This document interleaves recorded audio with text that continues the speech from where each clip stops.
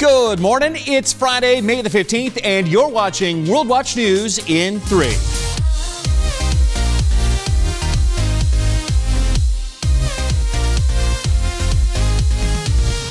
When the history of the coronavirus wars is written, some of the heroes might look like this or this. Volunteers who put their lives on the line to speed up the science. This is A.B. Rorick. He's 20 years old, and he's volunteering to be exposed to the coronavirus as part of a medical experiment. And this is John Gentle. He's a former soldier, now a husband, father of 4, and businessman. He's another volunteer. I feel like the risk is low. But still a risk, deliberately to be exposed to a virus for which there's no known cure. I'm willing to take some risks myself if it means that we can move through this. Here's what these 2 and 16,000 other volunteers are signing up for. Group A receives an experimental vaccine. Group B, the so-called control group, they receive what's known as a placebo. Looks like the real vaccine, but does nothing. Then doctors expose all participants to the coronavirus and measure the results.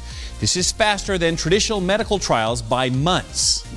Well, here's some promise for treating Parkinson's disease. Parkinson's attacks the central nervous system in millions of older Americans. Now, those who suffer from it can lose memory and experience difficulty with fine movements like this. But a new study shows one patient's own skin cells reprogrammed to produce an important chemical and inserted deep into the brain. That's allowed the patient to resume many normal activities. Swimming, biking, even tying his own shoes. Simple things he couldn't do because of the shaking. Now, it'll take a decade of testing to approve wider scale use. The money we use to pay for products and services is the single biggest factor that tells us whether the economy is growing or shrinking. Economists call that consumer spending. Well, coronavirus shutdowns are having a big effect on it. A new report found just half of American households made a recent large purchase, and that's a drop of about 15% compared to last year. Fully 1 in 5 reported concern about possible job loss, and almost 2 in 5 said their personal finances were worse off today than a year ago.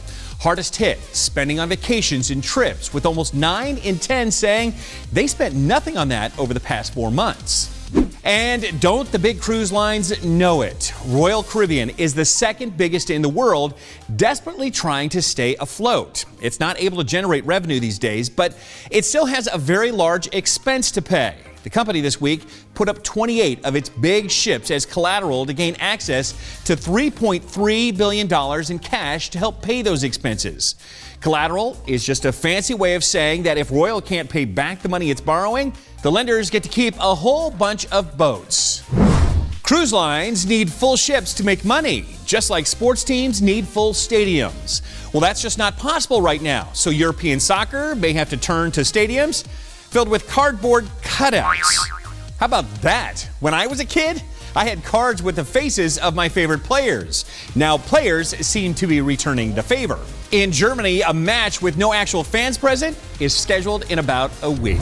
Well, thanks so much for watching. I'm the Big Bash. We'll see you tomorrow.